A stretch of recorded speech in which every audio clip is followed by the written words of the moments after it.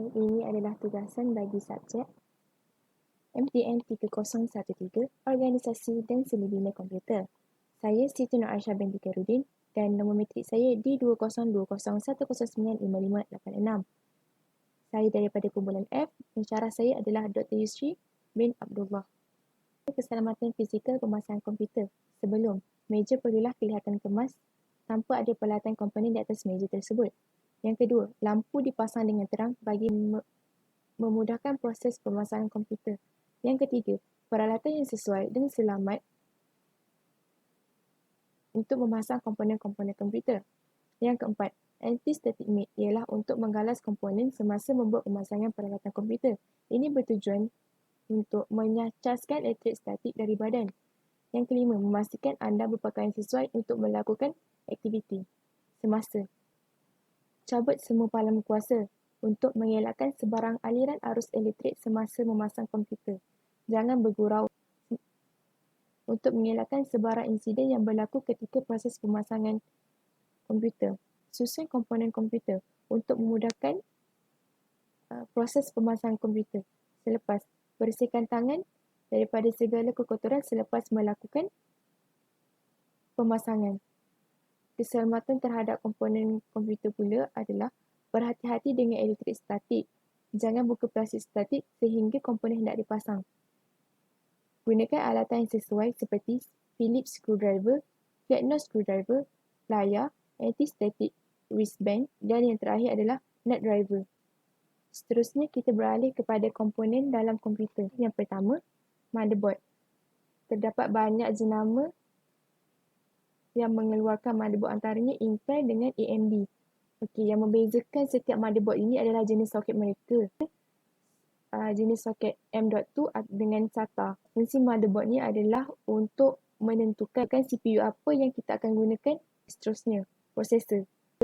Ada banyak prosesor. Antara prosesor yang biasa digunakan adalah Intel dengan AMD.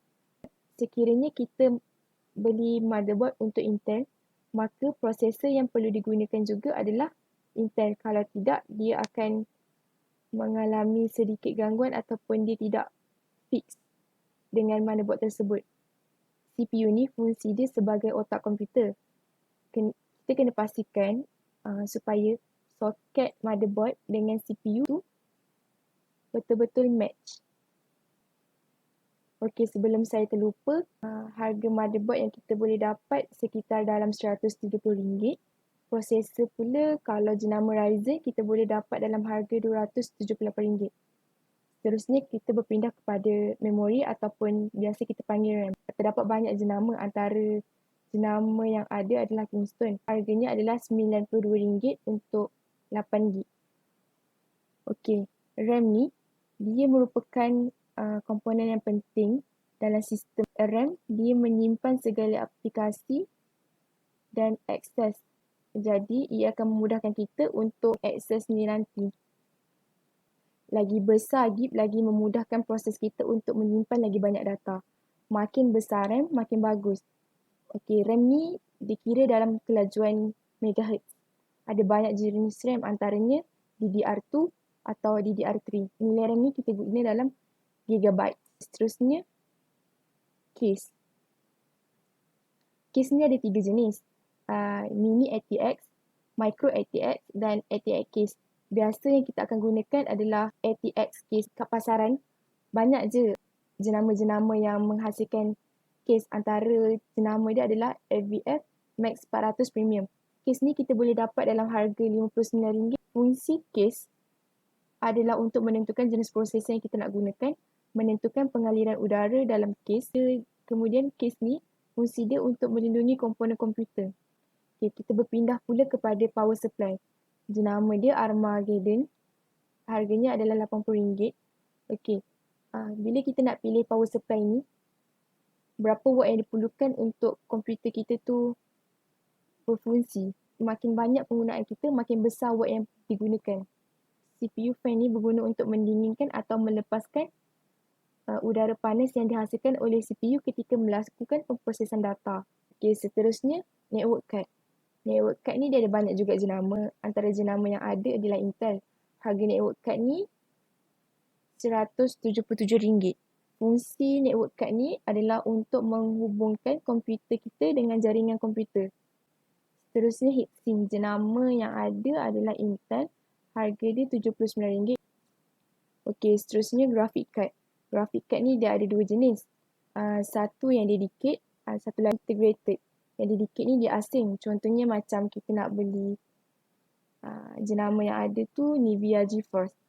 Okey, harga dia kita boleh dapat dalam RM89. Tapi ada juga yang telah tersedia dalam motherboard. Dia ada banyak jenis, antaranya GDDR5 dengan GDDR6.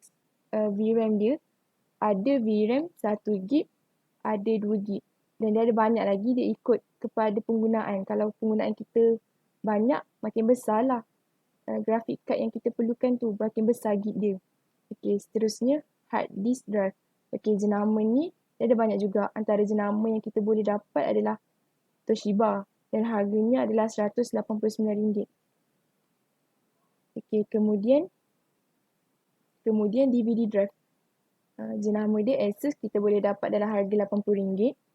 Fungsi dia ni untuk membaca data yang ada dalam kepingan CD ataupun kita juga boleh memasukkan data kita dalam CD.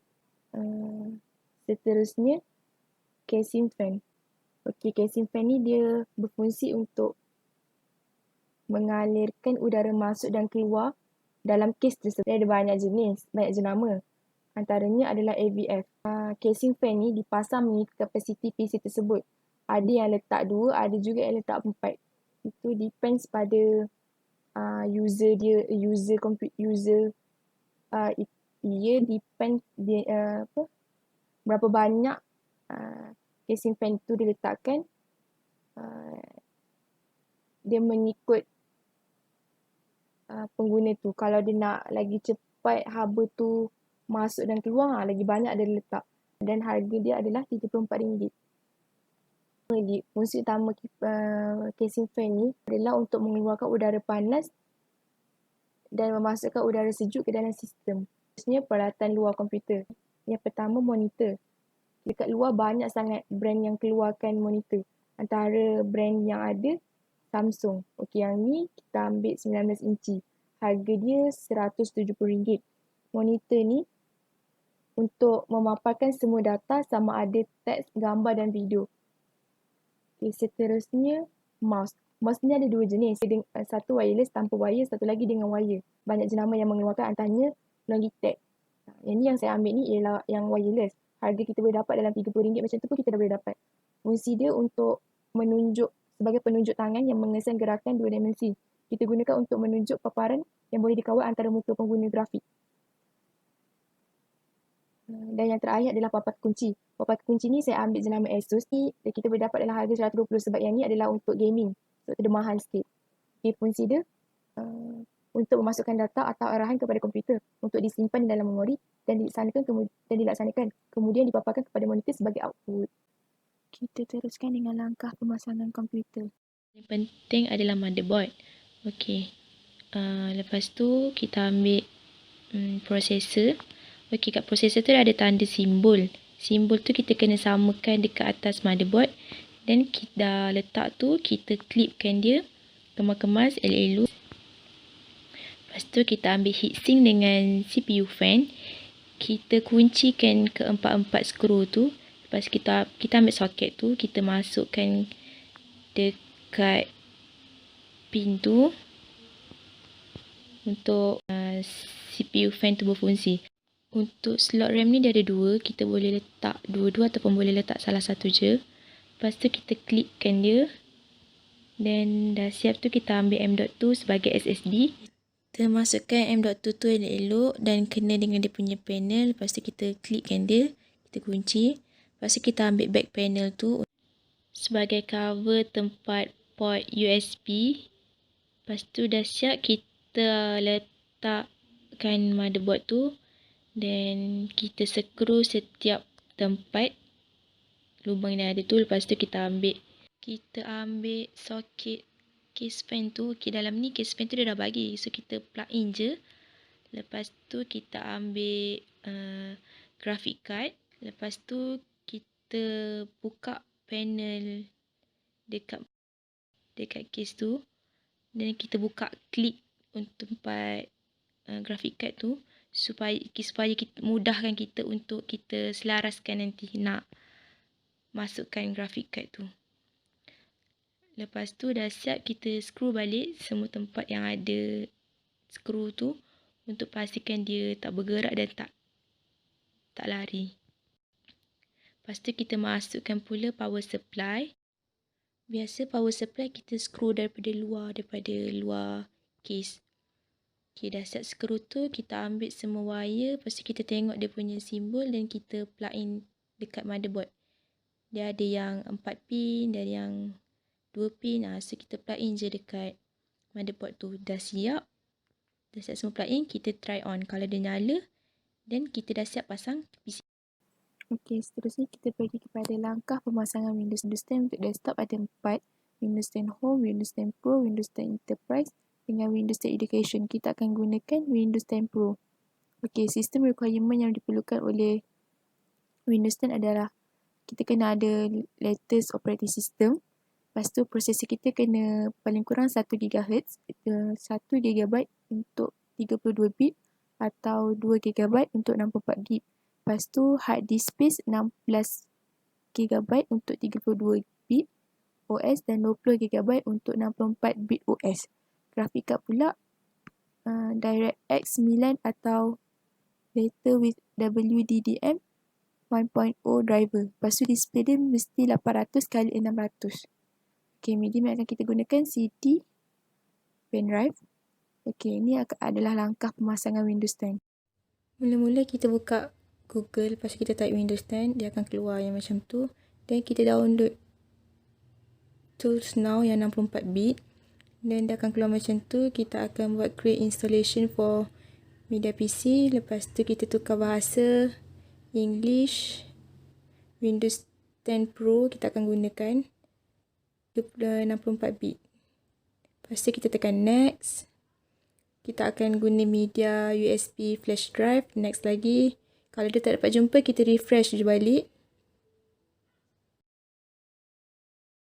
Removable drive tu, kita guna yang tu. Dan kita tekan next. Di dalam progress untuk download Windows 10. Lepas tu, USB kita dah siap. Sekali kita tekan finish. Dia akan keluar macam tu dekat screen. Dan kita pilih boot world device. Dan kita tekan yes. Dia tengah loading. Dia akan keluar interface macam ni. Kita tekan next sahaja. Dan kita tekan install. Okey, sebab kita tak ada product keys, kita skip. Kita accept dia punya license term. Lepas tu kita tekan next. Kita akan pilih yang custom. Install Windows only. Kita akan pilih file yang tu. Lepas tu kita tekan next. Dan dia sedang proses siapkan semua installation tu. Okay, Windows tengah getting ready. Do this later. Lepas tu kita klik use express setting. Tunggu sekejap. Lepas kita tekan I own it. Sebab kita akan guna PC tu. Lepas kita tekan next. Lepas tu kita skip this step dulu. Lepas tu kita boleh letak nama kita lah, sama ada over error ataupun nama Encik Trump sendiri. Yang lain password tu terpulang. Nak guna boleh, tak guna pun boleh. Lepas tu kita tekan next. Then it's getting ready. Then dia akan keluar interface gambar window nanti. Kita tunggu je sampai dia siap. Okey, dah siap. Dah siap kita install Windows 10 kita. Kesimpulan, diharapkan supaya penerangan dan video ini dapat membantu anda untuk melakukan proses pemasangan PC dan Windows 10. Sekian, terima kasih daripada saya.